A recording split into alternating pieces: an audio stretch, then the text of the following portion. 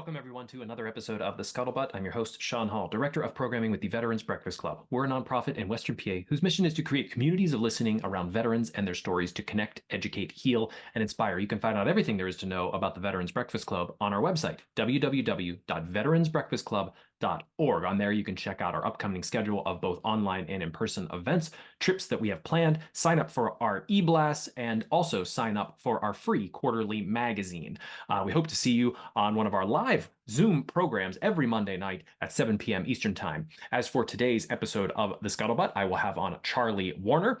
Charlie is a veteran who, after his service, got into social anthropology. This is a subject matter that is, I feel, very above my head, but he is currently doing some research over in Eastern Europe. His research is supported by the Research Foundation Flanders and the University of Leuven, Belgium. He beams to me live from there to talk to me about this research, which I can go to his website, theveteranseclectic.wordpress.com, and read you a bit here about what it is, because we get a lot into sort of the history of the term veteran. What it means to be a veteran is in the realm of what he is researching. And from his website, the anthropological research and ethnographic fieldwork, he's exploring the eclectic voices and visualities of combat veterans in Southeast Europe and beyond. In essence, his research is striving toward, and this is from his words, striving toward more nuanced relationships between war veterans and the social sciences while interpreting and challenging dominant narratives emerging from the North Atlantic region. It's really a fascinating conversation that I got to have with Charlie, and we dove into a lot of different things, asking questions about being defined as a veteran, what that means, the different levels of anthropological research, and the scale at which you are researching this. If you've never heard of this type of research, this is a great place to be, because I am, as we would call it, a noob in this realm. So I get to ask a lot of these interesting questions. And as we get into the idea of this theme, I didn't even know which questions to ask until we sort of found our way to those questions, which is a really interesting point that we make during this recording. Please like, share, subscribe, and ring the bell on YouTube so you're the first to know whenever we release new episodes. And you can always reach out to me, Sean, S-H-A-U-N, at veteransbreakfastclub.org with any thoughts, comments, questions, or even concerns. I'd love to hear them. Thank you so much, and enjoy the show. Joining me now on the Scuttlebutt is Charlie Warner. Charlie, we have some very interesting stuff to get into about your doctorate. You're an anthropologist. You're coming to me from Europe right now, correct? Belgium. Hello from Belgium. From Belgium. You might be the first person I've had on from that far away. So you're ticking that box for me, which is great. Welcome to the Scuttlebutt. I'd love for you to introduce yourself. I know we have a lot to get into, so thanks for joining the podcast. Yeah, no, thank you for having me. I'm excited to be able to engage with the platform and be part of the kind of the repertoire that BBC is putting together.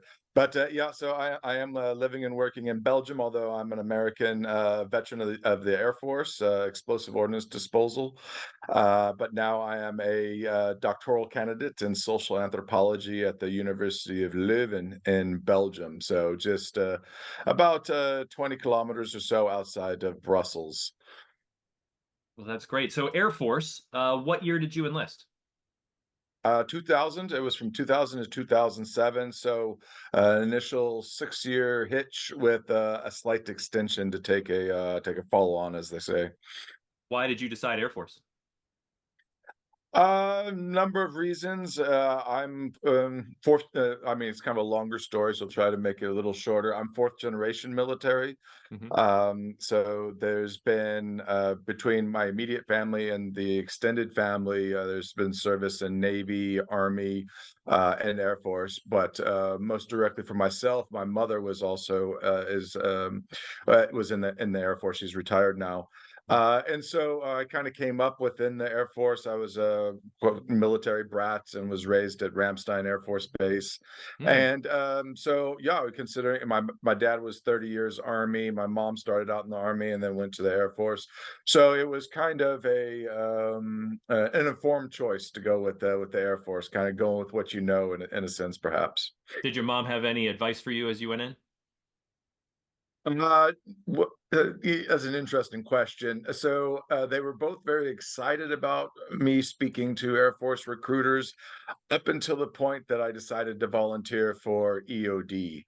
And then the excitement, especially on my mother's side of things, let's say that that those conversations change quite quickly. Oh, absolutely. Yeah, I mean, anybody who thinks explosive ordnance, like, why would anybody want to do that? What made your decision to go that route? Oh, well, asking a 19-year-old man his decision making or his thoughts at that particular point in time, I don't know how accurate of an answer I might be able to offer on that. But no, I had the aptitude tests backing me up, so they offered Mhm. me several different jobs, and that was the one that just kind of struck all the notes at that time for me. Mhm. And yeah, so I have to continuously explain to people, especially here, that aren't familiar with the American military, whereas you have to volunteer for the American military no matter which branch, but then you have to volunteer again to do EOD. It's one of Yeah. the few fields where they once you're signed up, they can't just order you to do it. So it's always an interesting point of conversation with trying to unpack some of these things about the American military with my friends here in Belgium or in Southeast Europe. Definitely interested in diving more into that idea a little bit later on in our conversation about sort of different militaries throughout the world. It was one of your interests, correct? Well, I would refine that a little bit more and say the veterans of in different parts of the world is Hmm. really kind of the in a very clinical way, saying the research frame of the where my work and my research and my writing has taken me, especially with this PhD research project. So I deal a lot with veterans Hmm. and post-conflict lives. A number of different dynamics that all kind of intersect into what we kind of use the word veteran, and looking at how that word is used in different areas around the world, how different ex-combatants, quote quote, connect with this term veteran, and what it means for these different relationships between veterans, either in a very local or domestic setting or in a very much more kind of trans-regional or international kind of sense. And we're definitely going to get to that because there are some very interesting ideas within that I want to dive into. First, before that, I mean, it's a long way from explosive ordnance back in 2000. If we Yes, look back at 2000, that's pre 9/11 that you went in. that's correct. How much did your military career shift? How much did the military itself shift after 9/11, and what was going on at that point? Oh, yeah, so that's a very broad question to kind of move around within. So again, I was in the military for all of about a year when 9/11 occurred. I was actually at technical school in Florida, Nav School EOD, in the IED division, the IED training division, when 9/11, when we were first told about 9/11, and all of that started to develop. So I guess I'm not the best position to really reflect on some of the different changes as the especially with EOD from a kind of a pre 9/11 footing to a post 9/11. But I will say that with the onset of Afghanistan and Iraq Part Two, there were clear shifts in the mission and the nature of EOD, where it really evolved into kind of the tip of the spear type of analogy that is quite fond of us speaking about different military forces.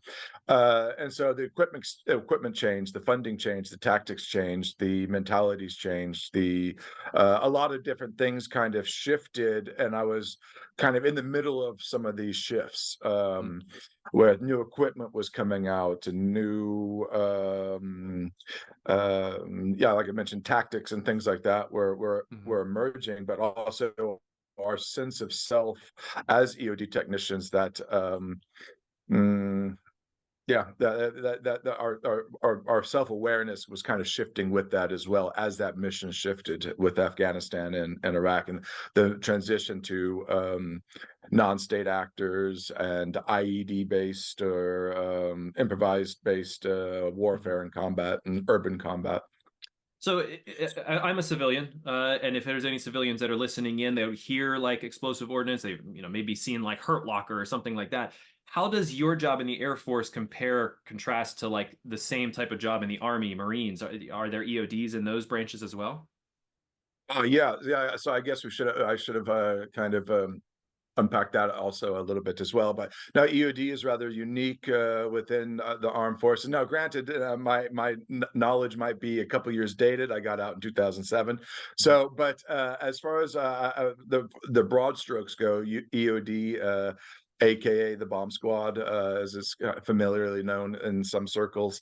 Uh, each branch does have their own EOD forces, but we're all basically trained together initially by the Navy in an Air Force annex in Florida, and then after that initial training, then we go out to our parent services, and there's kind of how you can say like on the job training that continues after the technical school for uh, specific weapons platforms or munitions that you spend a lot of time with or that are uh, kind of predominantly relied upon by the different forces. Obviously, naval EOD deals with underwater training to an extent that Yeah. the Army and the Marines and the Air Force do not. So I have to ask, were you the person that defused any ordinance, or were you the person directing the person that did that? What was your job within that? Yeah, so I mean, it moves around depending on the mission, and it wasn't 7 days a week. Disarming. There was a lot of training. There was a lot of other missions that are all kind of under the purview of the EOD, to include like supporting the Secret Service for VIP protection.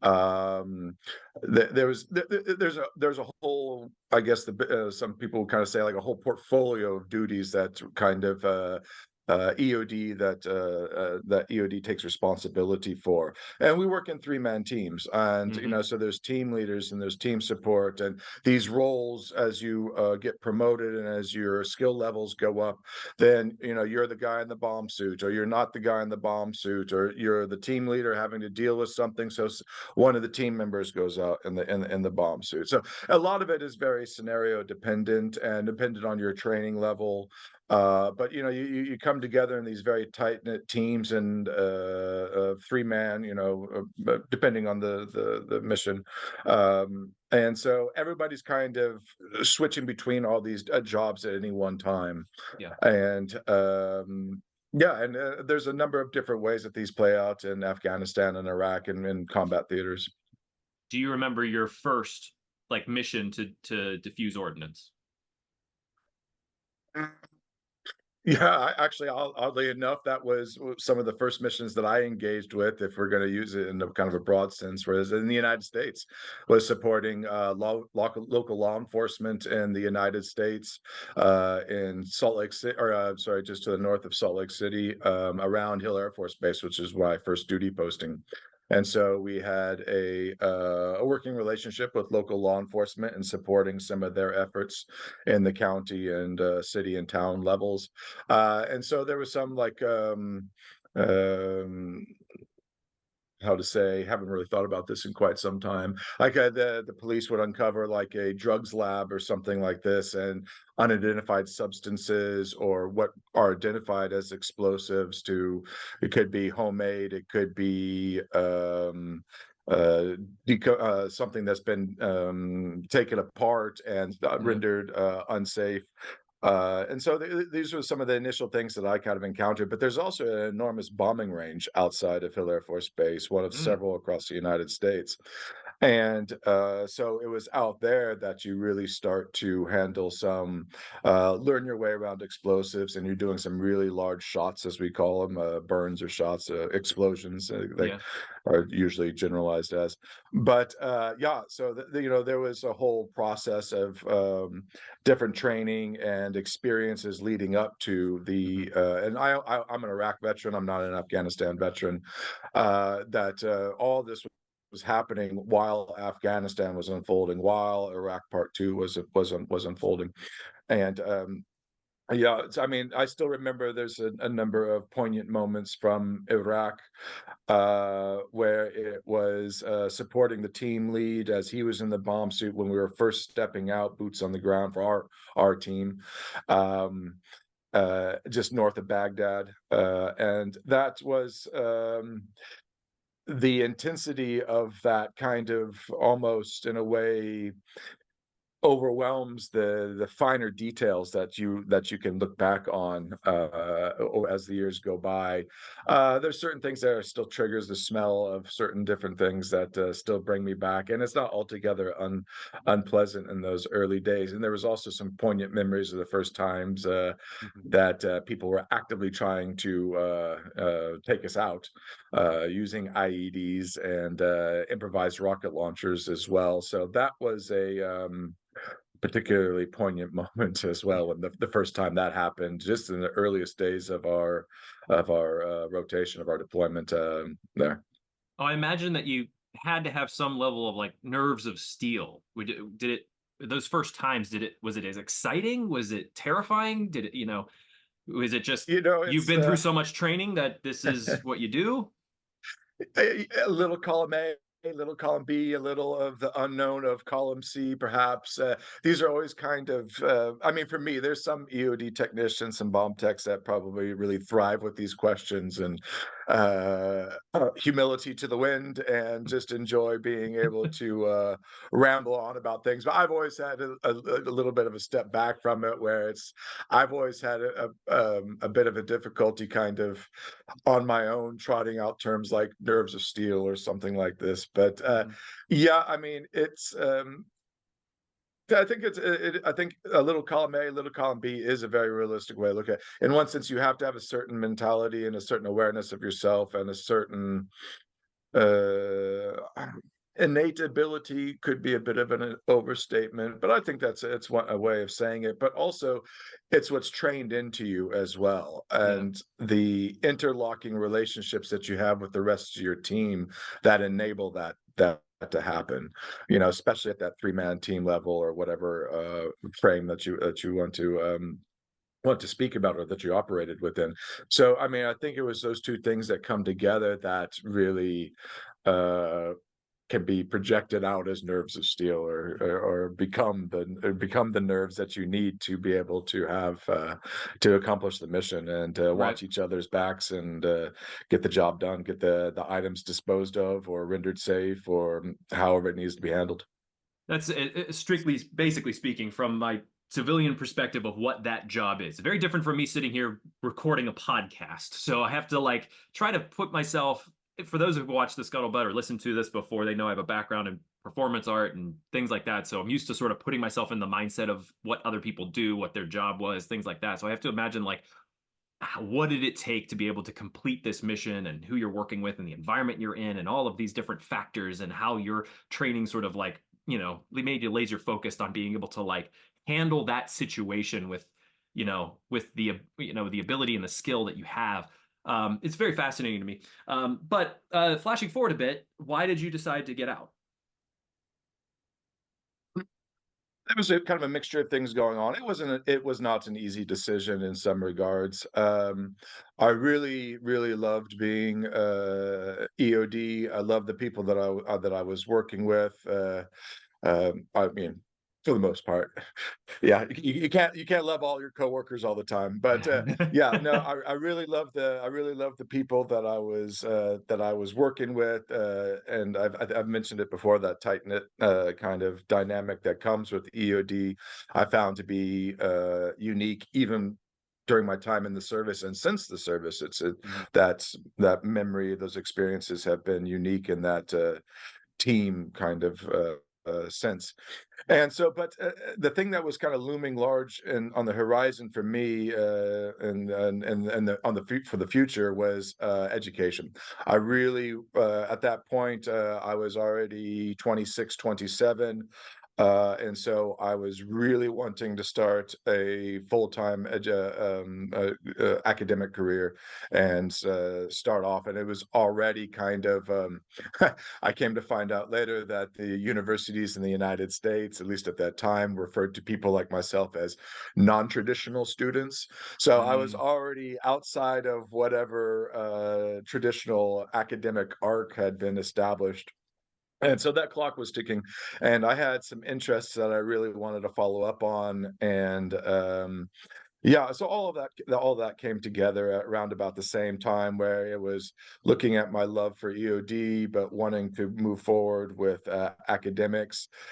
There were some things with the military, senior leadership, and things outside, external to EOD, but yet internal to the military that were kind of wearing on me a bit when it came to leadership and the understanding, the people's the senior leadership's understanding of what EOD went through, as well as kind of non-EOD Air Force chain of command. That was, um, yeah, I don't want to go too far off that onto that path, but yeah, there was some chain of command issues outside, external to EOD, but internal to the military that were Mhm. really kind of wearing on a lot of us at that point in time. So that was definitely part of the decision as well.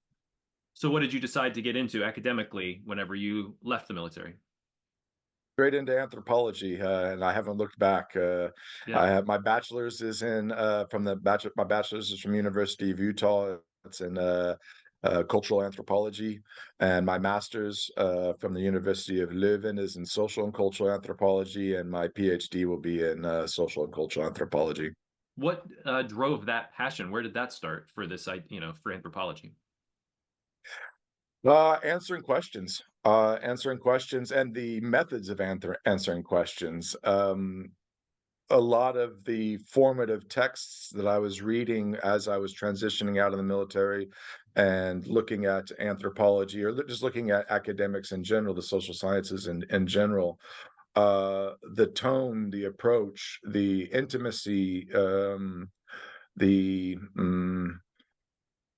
perspectives that were I was encountering within the field of anthropology were really connecting with how I had experienced the world and how things were kind of appearing to me, and, and how they were answering or attempting to answer some of these questions that I was starting to encounter.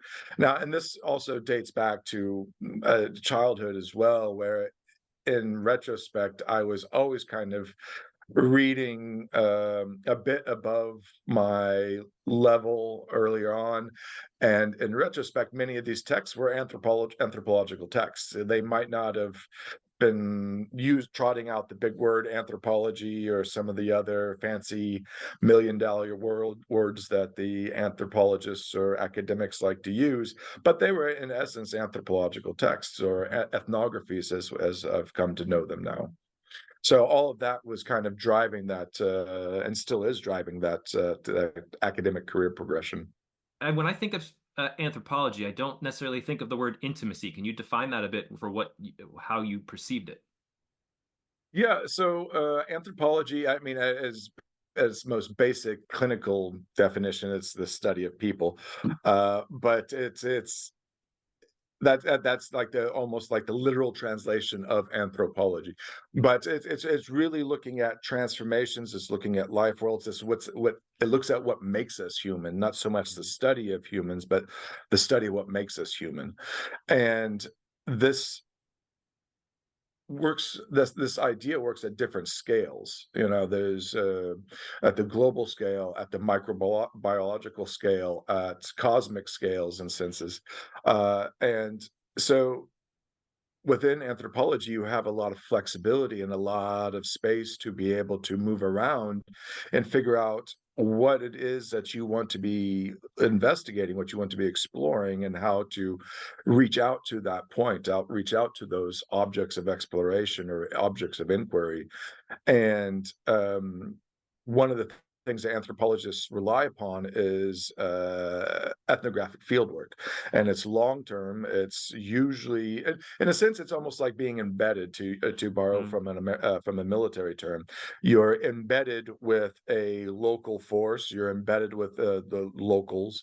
You're embedded in an environment, a socio-cultural, geopolitical environment that might be very similar or very, very distant from what you're used to. mhm. And the one of the mechanisms is one of the methodologies is spending as much time continuously amongst that, embedded in that environment, so that you become intimately aware. So hence that use of that word, you become intimately aware of the perspectives, the subjectivities, the problems, the issues, the connections, the relationships that form those communities or those societies or those Family units, like, assemblages, mhm, family units.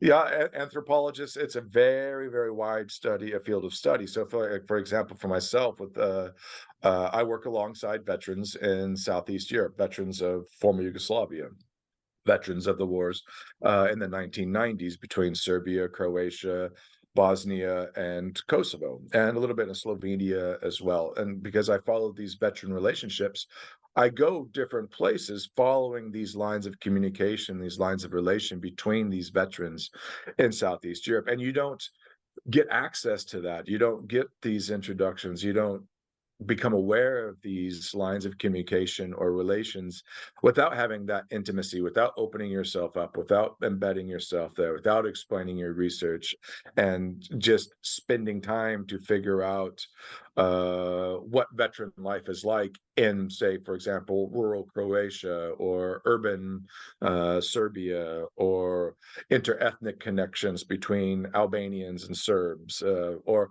the huge, I don't even know the correct word to describe Bosnia, but whatever Bosnia is, moving around with the veterans and being accepted as one of them, not just as a veteran yourself, but also just as an academic, yeah. as somebody who wants to learn about what's going on. Well, boy, I just furiously wrote a bunch of questions based off of everything you were saying, so I'm hoping I can get to all of them. But I guess the first one on my list here is, when you entered the military and the Air Force, was there some bit of this sort of underneath that was sort of bubbling, this sort of this passion for anthropology, that you were embedding yourself into the Air Force and learning this new culture and these new people and this, we always talk about at BBC about just how much of a culture change it is just to join the military. So, is that something that's you sort of had an idea about back at that time at 19? No, I think if I were to claim something like that, it would be a bit of an overreach. It would be a Okay. bit of a estimation of the awareness I had as a 19-year-old going into the military. Looking back, yeah, I mean, I can't say that I was seeing things through, to use academic speak, the lens of anthropology. I wasn't seeing things through an anthropological lens, Mhm. but in some regards, looking back in the training and how we were preparing for deployments in Afghanistan and Iraq, it was interesting to see when and where anthropology was popping up. Mhm. And sometimes it wasn't even being mm, categorized as anthropology. It was just these different techniques and strategies and data and observations that are part of anthropology that were being incorporated into military life. Most famously, perhaps, is and controversially, is the what was it, human terrain system, HTS. I want to say it was HTC. But and so, the different training modules that were coming out from that, but also there was this um sense of, okay, well, we're trying as EOD, we're outside the wire, we're face to face with locals, we're having to figure out customs, we're having to figure out an awareness of local traditions, and trying to figure out what would be out of the norm. And if something feels like it's out of the norm for the locals, is that something that we need awareness of, and what that might trigger, what response that might trigger, and something. So, there was all these kind of different little dynamics of ethnography and anthropology that were kind of shot through some of these things when I look back in retrospect. But yeah, definitely much more of a cohesive and I should say problematizing. I definitely problematize some of these different issues as well. You mentioned that questions that were coming up as you were getting out of the military, going into anthropology. What type of questions were you mulling over at that time? Again, we've talked on the scuttlebutt a lot about transitioning out of the military, how that changes you, how that's another sort of shift in life. But I'd be interested to hear what type of questions you were kind of developing at that time. Part of it was looking at what anthropology was saying or had said in the past about these interlocking concepts of conflict, post-conflict, and peace processes, and how things were transforming or not transforming in a sense. And that's a big buzzword for anthropology, for social anthropology, is transformation, future transformation. You could kind of call that a core tenet or a core directive for anthropology, and that's affecting some kind of looking at the present and trying to figure out how to affect some kind of transformation towards a future or multiple futures, and trying to figure out what that might look like and how to make those transformations happen.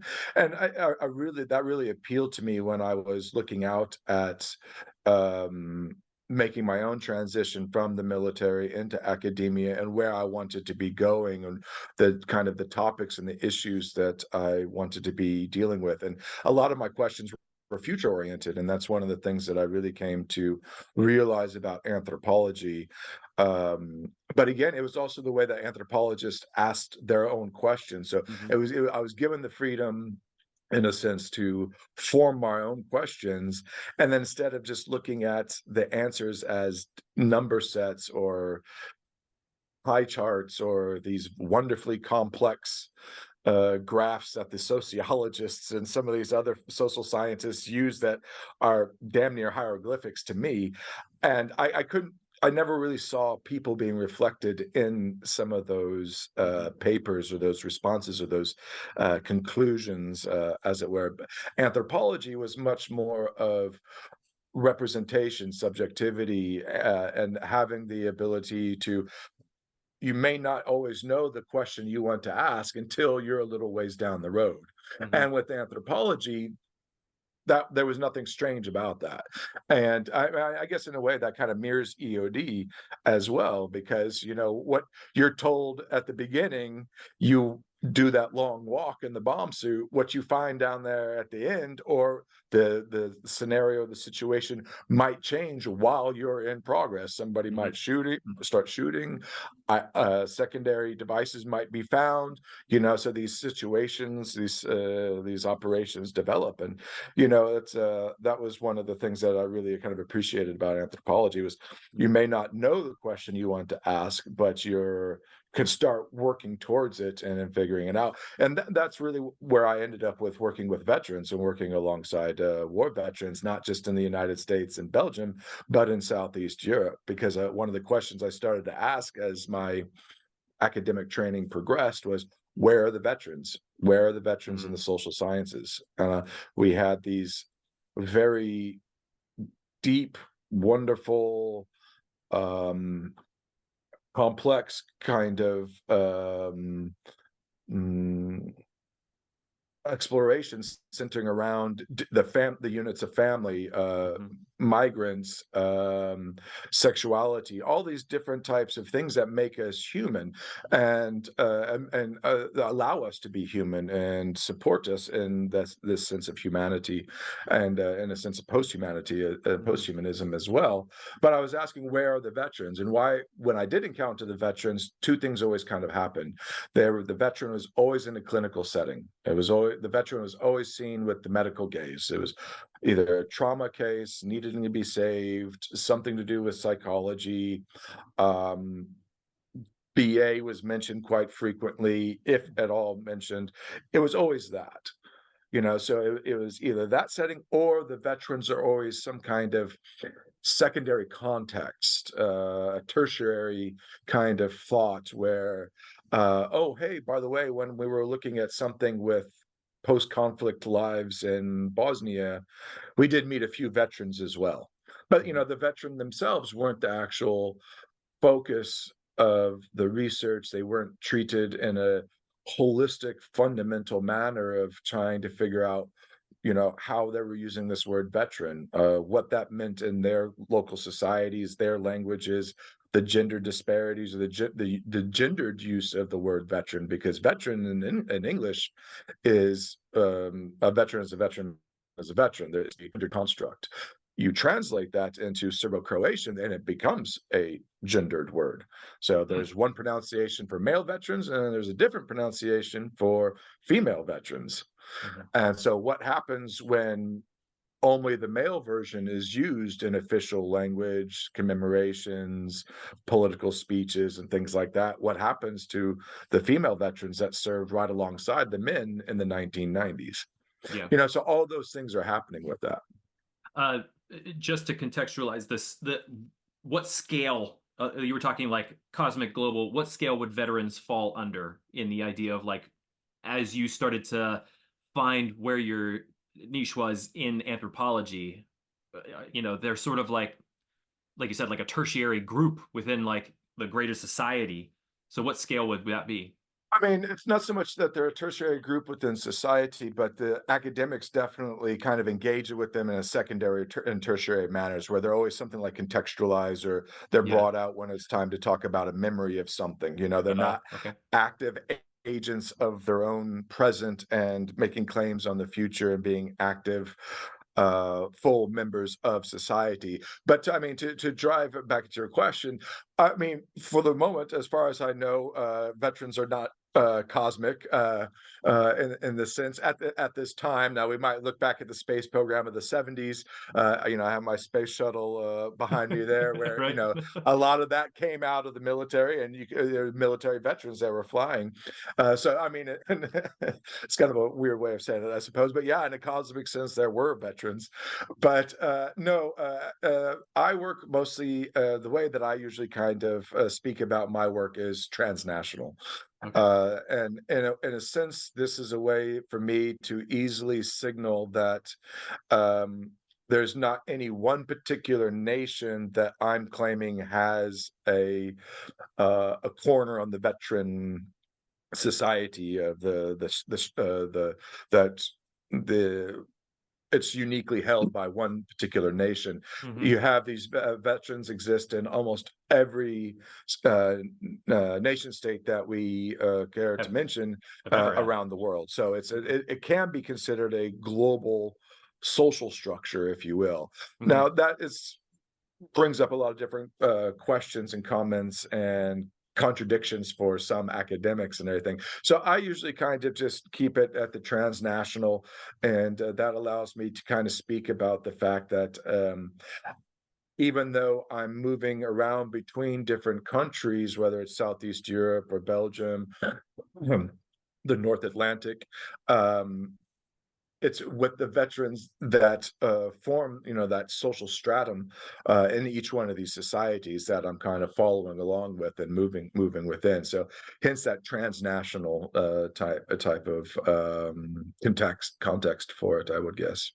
Uh, I'm trying to develop what this question is because it sort of struck me. The term veteran. Uh, if you look back at Rome, Greece, the men coming back from battles, were they called veterans? When was that term invented? And you like you said, you can't really say like that term is interchangeable throughout the world over history. So were they called warriors in different societies? How did it was it only America that has sort of laid claim to the veteran? This is what this is. Hopefully Yeah, that so makes there's a sense. lot. Yeah, no, it does, but there's a lot going on. I mean, because basically what you just asked in one question is what I've spent years trying to unpack, and um, explore and figure out how the different power dynamics, because power is a big thing for anthropology, and power is a big state power is a big thing for veterans, veterans in post-combat and in their post-combat lives and everything. So what you attempted to ask in one question is what I've spent years trying to write up and answer and articulate in a way that allows for a representation and a reflection of veterans in a very cross-cultural, cross-social sense, where it's, I mean, yeah, in one sense, there's a British historian who is, he's knighted now as Sir Noel Malcolm, I believe. Um, he is quite well known as a historical voice for Southeast Europe, and he's written several dense texts that he calls short histories that could basically be used as body armor, to be honest. Yeah, so he's written several different books, historical books on Southeast Europe, and in one of them he speaks about the Roman roots of the word veteran, Mhm. and the concept, the word and the concept as we know it now, where it's this signaling or this indicator of a post-war or post-service status, social status, and that comes from the Roman times, the legions, as it were. And interestingly, this he finds this, he speaks about this because apparently the Roman Empire, was sending their veteran legionnaires to Southeast Europe, to Bosnia and these areas for their retirement. It was basically a kind of a colonization slash control project, but it was also a way of rewarding and supporting the veterans coming who had served honorably, presumably, or had completed some term of service, and so they were given lands and rights in what we now call Southeast Europe. So the notion of the veteran actually predates the American notion, just within Southeast Europe by some distance, by quite a bit of time. Mhm. But fast forwarding, because there's a lot to unpack there. But fast forwarding, we do have. With the rise of the American military and our basically continuous wars, we have definitely, and let's not forget Hollywood as well, the force that is Hollywood. We've definitely cornered the market on defining, describing, projecting, imagining the veteran, to put it in quotes, the veteran within the Mhm. social sciences, within our concepts of society and everything. So the United States, and to an extent Great Britain, Canada, that North Atlantic region, where you have this very deeply held and protected hegemony when it comes to these certain narratives about war and veterans and peace and who's allowed to be called what and in what sense. Are you speaking about a veteran? Are you speaking about a former insurgent? Are you speaking about an ex-combatant? Are you speaking about a terrorist? And who then, in a post-combat sense, who then is allowed to use this word veteran, is often kind of referenced back to the United States.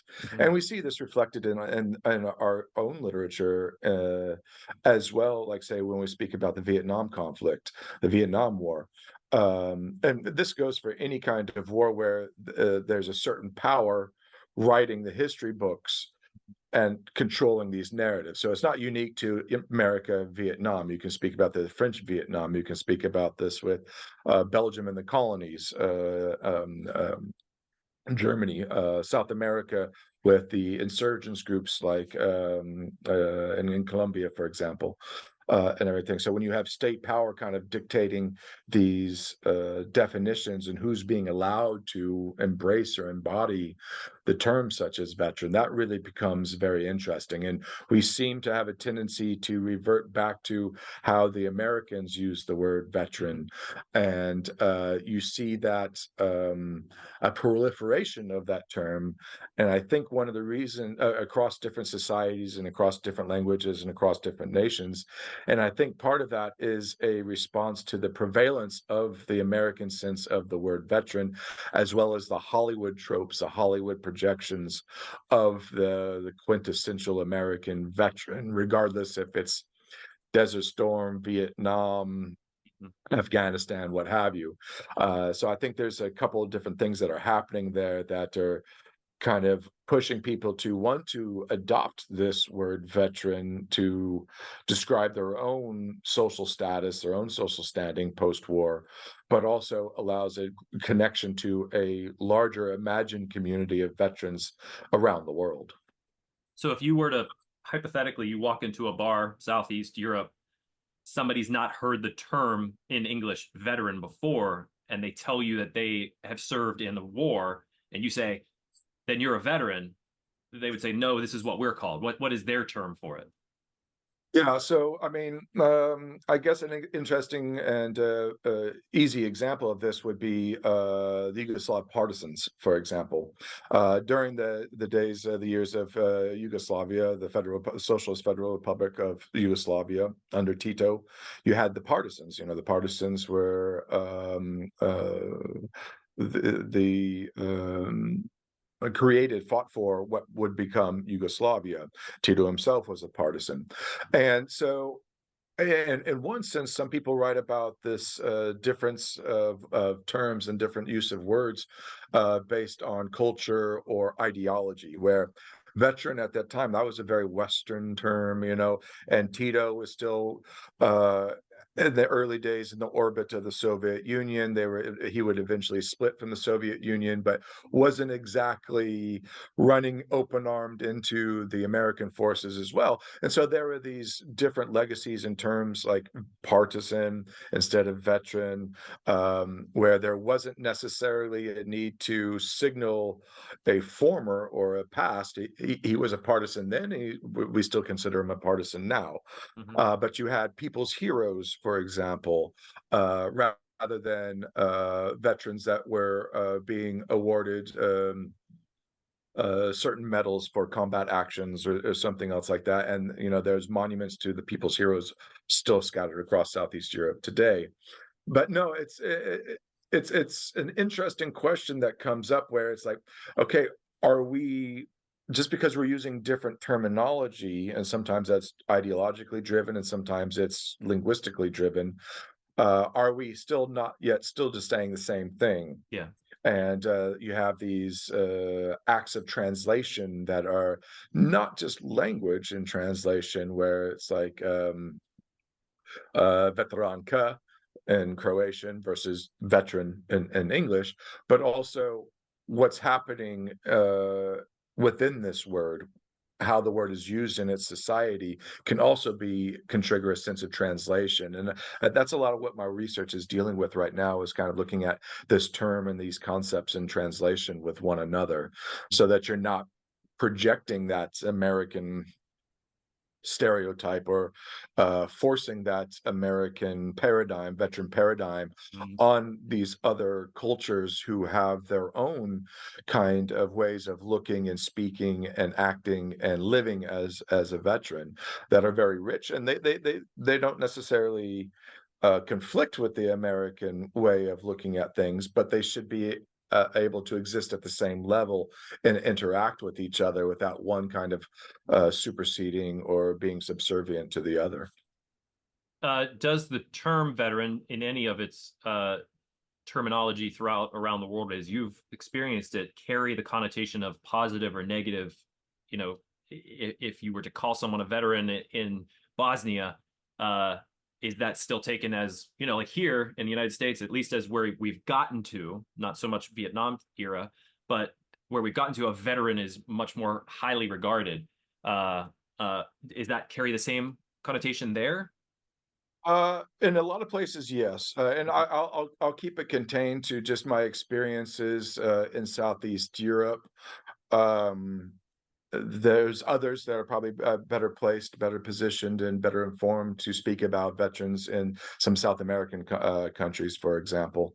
Colombia is one that pops up frequently on my radar when speaking about veteran-centric research and everything. But there's others that can speak more to that. But so, like for instance, in Croatia, Uh, yes, there is a deep sense of, and it works across generations, of respect for the veterans of the 1990s. Now, Mhm. where things start to get complicated is when people start talking about remembering the partisan veterans of World War II. So that's that socialist Yugoslavia memories and narratives intersecting with the veterans of the dissolution of Yugoslavia in the 1990s, and that bitterness and that interethnic conflict that was the dissolution of Yugoslavia. So there's a lot going on there. And so for some people, veterans themselves, Croatian veterans themselves, that are usually about 10 years older than myself, so early 50s through and up until the 70s and 80s, depending on obviously how old they were when the conflict started in the 90s. Some of them still look back with respect and fondness of the partisans and the partisan veterans. Other veterans in Croatia really do not. They have no time for those veterans. They have no time for what's called Yugo nostalgia, this idea that things were better under Yugoslavia, under that system of governance than they were today. And so there's a lot of things going on with that. And then that can be also brought into conversation with what's going on with Serbian veterans today in Serbia. And one of the problems that the Serbian veterans really encounter that might be somewhat unique for American veterans to hear is that the veterans declare themselves veterans, and they have to because the Serbian state itself refuses to recognize or admit that there was a war in Mhm. some regards. Mhm. So it's kind of it's a longer conversation to unpack, but this is one of the narratives that you encounter when you live and you work with Serbian veterans in Belgrade and in some of the rural areas where they're like, "Yeah, I was in this place, or I was in this country, or I was in this region fighting. I was served my conscription notice, so I reported for duty, or I volunteered, and now the government is saying, well, we don't really consider that a war, and since we weren't at war, or since we're not going to call that a war, we can't have war veterans." Mhm. So there's again, it comes down to power. It's the Yeah. state kind of eradicating or attempting to eradicate a segment of its population, a segment of its veterans. And yeah, this is a very, very, very high level discussion of what's going on in Serbia, but Yeah. it kind of gives you some idea how that term veteran and the treatment of veterans in society is working. This just makes me, and this is maybe my own personal opinion, just makes me feel really bad for the people that were served conscription papers, served, and then received nothing. And that kind of just rubs me the wrong way, to put it mildly. Yeah, no, and it's a problem that works on a number of different levels because you have those who were served conscription notices. Files were lost. They didn't receive the proper documents. As things were happening, as the dissolution was happening. We're talking about the collapse of a state. Yeah. With this. And any veteran in the United States, or probably Belgium, or not probably, but Belgium, but even Vietnamese veterans as well, will probably have their own stories about, like, well, I thought I had all the paperwork that I needed. I thought I had the right identity document that documented my period of service, or I thought that injury was on the medical form for my medical history and everything. That's not a unique narrative, and that's something that the Serbian veterans will also reflect upon, where it's like, okay, yeah, I know I served. People can confirm that I served, but I didn't have that one paper, or maybe it was lost in a house fire. Time goes on, documents get lost. A lot of this has not been digitized. There isn't the levels of digitization that we have in other places in Europe or the United States. So many of these things there's hard documents. stuck in an archive someplace that they may or may not have access to. That the archive might not even be remembered as being there in the basement of the building Yeah. in some regards, you know.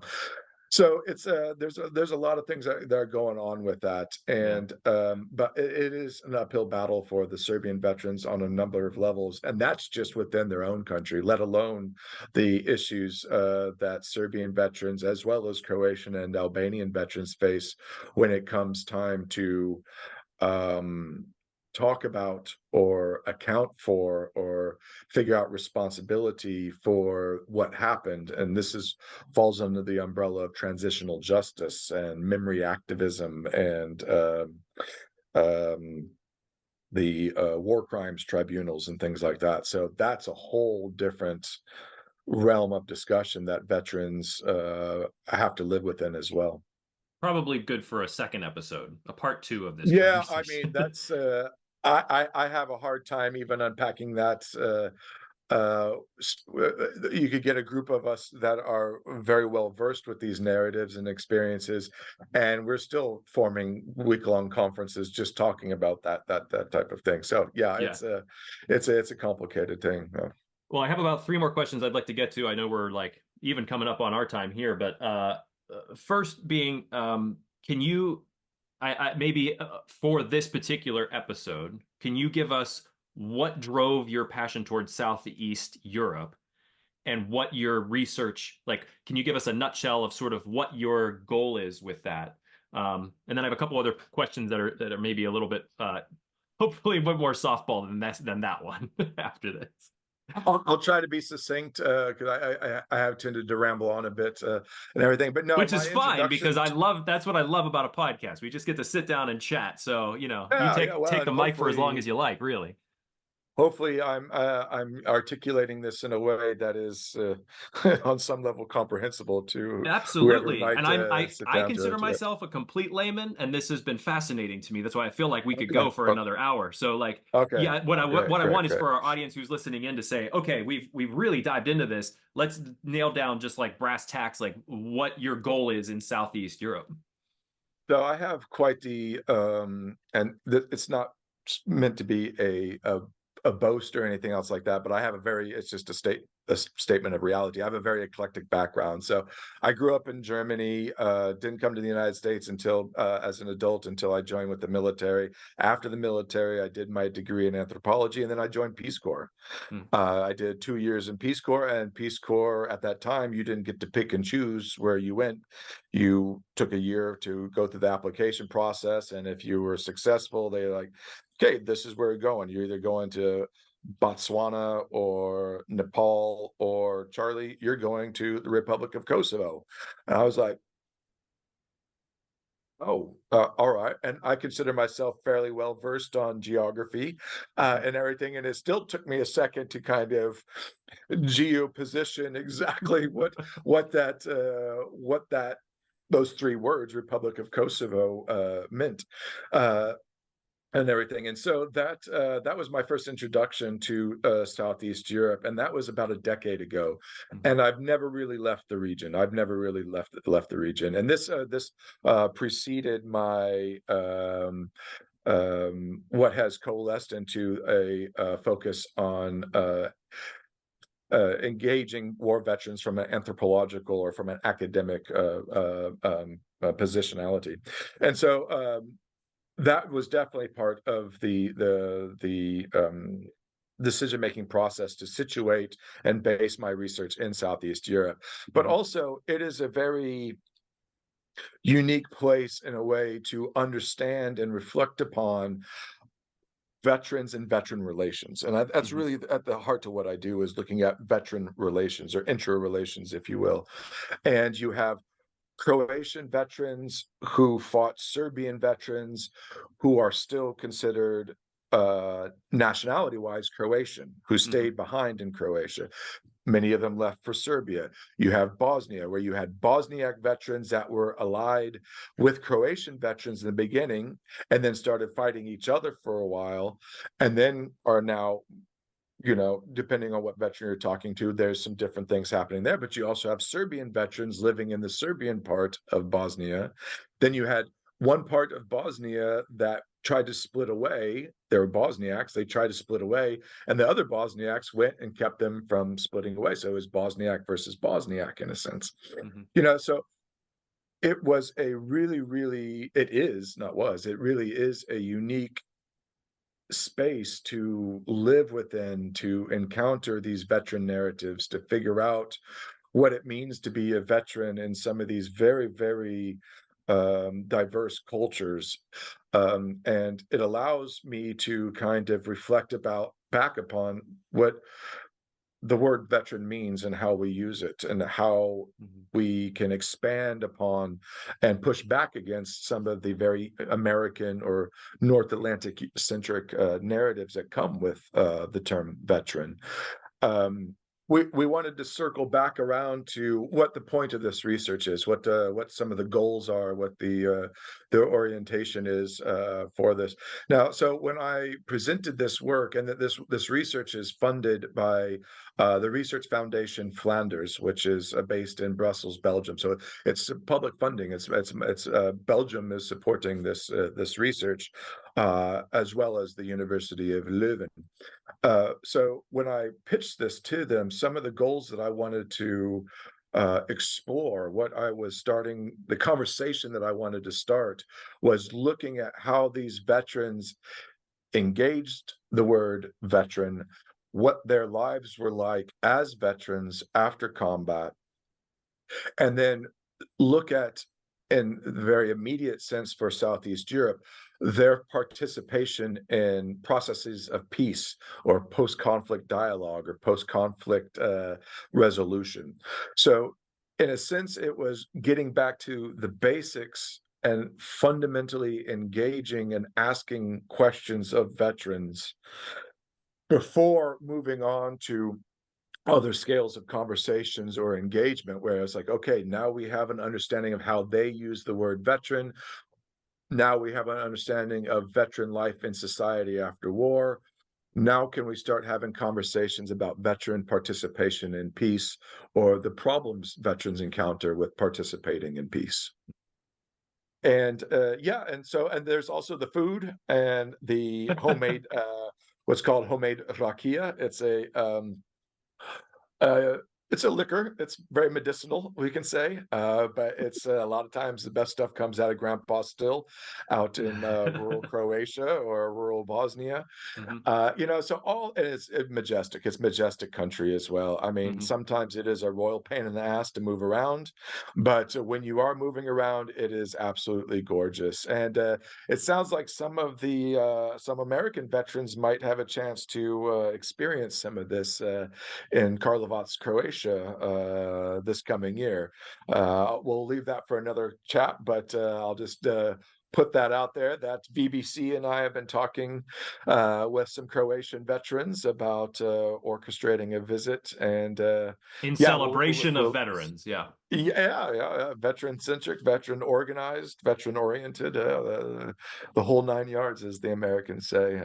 Yards doesn't really make a whole lot of sense to anybody in Southeast Europe, but I'm guessing this is mostly an American audience here. So, Right. yeah. And as we're speaking, this is like February that this podcast, February 2024 is when this is being released. So look on our Veterans Breakfast Club website for more information about a potential trip out that way. For this will be quite exciting, should it all come together. Uh, the Croatian veterans are excited, and as a veteran myself, and as an academic working with veterans, it's really unique, and it's really interesting to see it all come together. So, yeah, but more on that in the future. You just mentioned something because this was a question I had, and I'm glad you just said a veteran such as myself, because as we've been talking about the term veteran and the connotations surrounding it, the meaning behind it, how do you define it, who lays claim to it? Personally, do you mind being called a veteran, and what does that mean to you?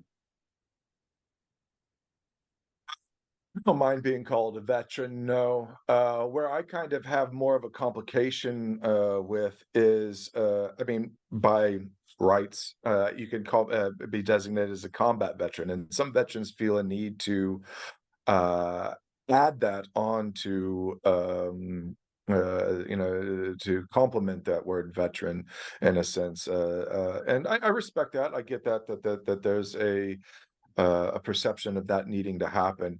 But it's also something that I encounter in Croatia and Kosovo and Serbia, where you ask the veterans themselves the same question you just asked me.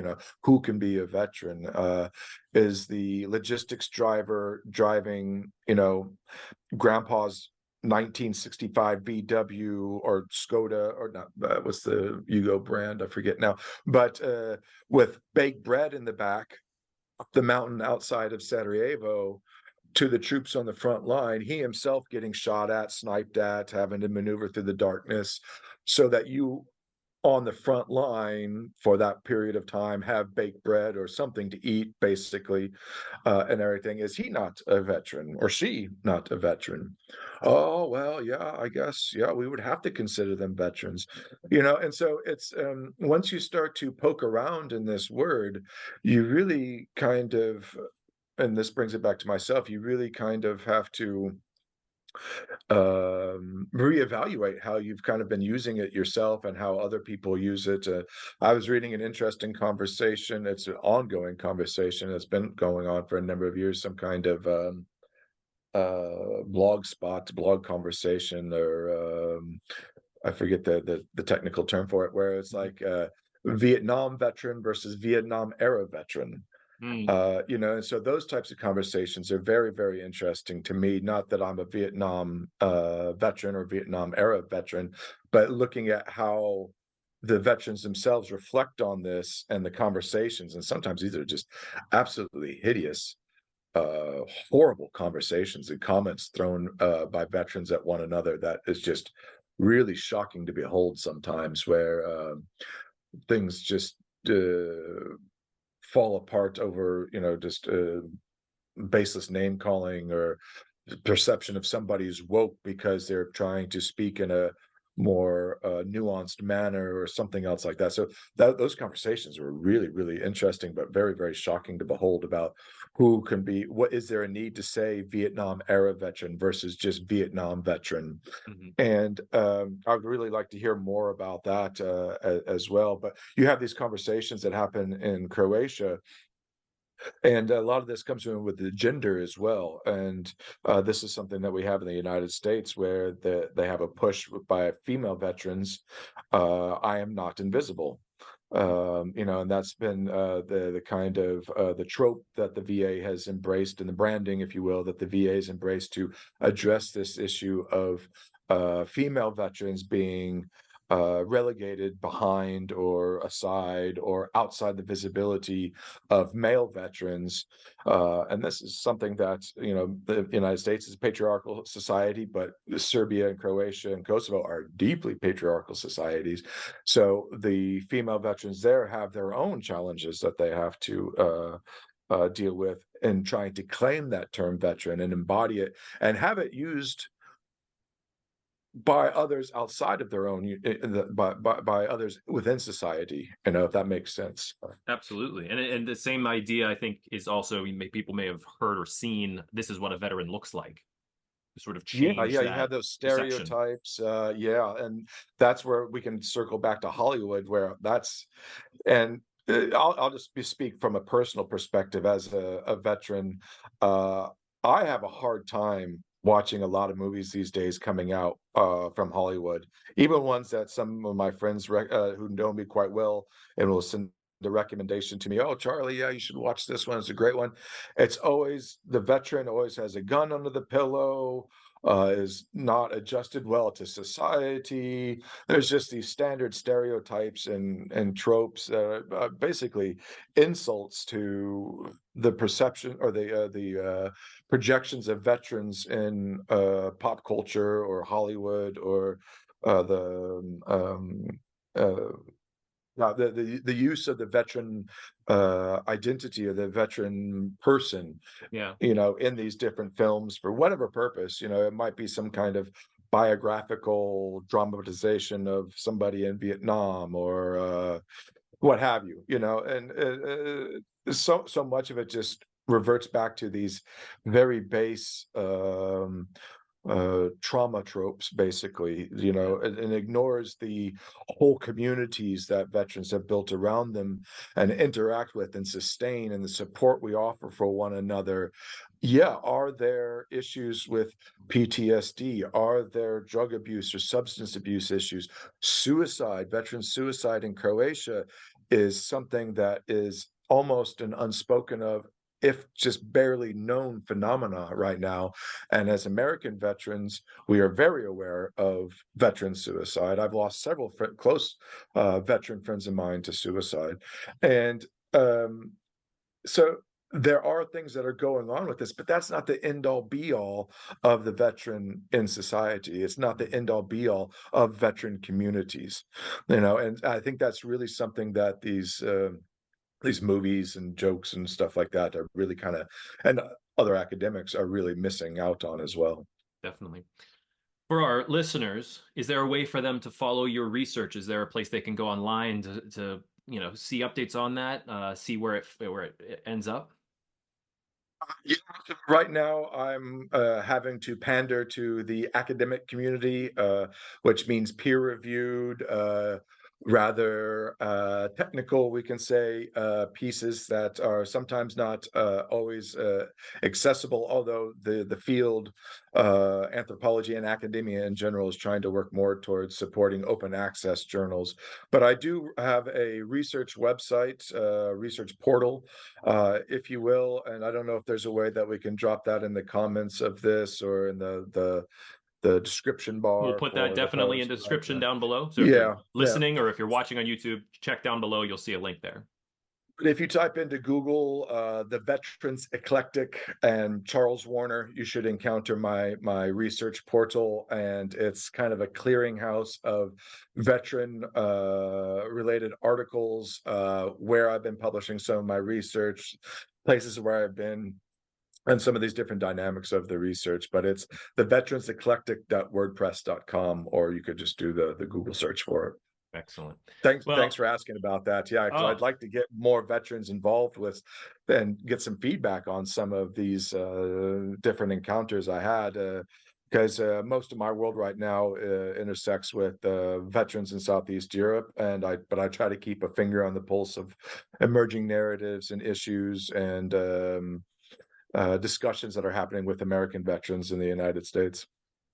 well, happy to get the word out. Charlie, thank you so much for your time today, for just an incredible, even just this went by so fast. And there's a It lot of really things did. that, yeah, there are a lot of things that I definitely did not even consider before having this conversation, but I'll carry with me moving forward. So I hope as your research continues, maybe we could have you back on, talk more about those questions that have evolved over time or that a year down the road you're not quite at yet, but you've gotten to. So be interested to follow up with you. And I appreciate BBC and Scuttlebutt being able to participate, but I also want to note that Veterans Breakfast Club, that's really been an interesting and unique and engaging way for me to kind of um, listen in on some of the things that American veterans are talking about these days and what's going on and who's sponsoring what and who's being involved in veterans affairs and veterans issues. And so it's really been interesting over the past, I guess, almost 2 years now to follow along with for me personally, awareness of Veterans Breakfast Club and being able to access it from afar. Unfortunately, time zones mean usually when you do your talks live, it's about 2 o'clock in the morning for me. So I usually have to catch it on YouTube, but that's all right. Yeah, Well, sacrifices. thanks for the plug, and that's exactly it, is that if you are listening in, you can find all of the Veterans Breakfast Club's events, our happy hours, our Greatest Generation live programs, this Scuttlebutt, our Lioness podcast, all on YouTube, all available for free on there. You can go to veteransbreakfastclub.org to become a member. If you'd like, send us your email address, send us your address. We'll send you one of our free quarterly magazines. But for the Scuttlebutt specifically, please like, share, subscribe, and ring the bell on YouTube so you're the first to know whenever we release new episodes. And you can always reach out to me, Sean, SHAUN, at veteransbreakfastclub.org with any thoughts, comments, questions, or even concerns. I don't mind even getting a little bit of critiquing mail, here and there, just to hear how I can, do better, or ideas that our audience may have for future scuttlebutts. But Open to it as well. Critiquing definitely. emails. Life of academic. Yeah. Well, thank you again, Charlie. Really appreciate your time today, and I hope to see you again. My appreciation as well. Thank you very much.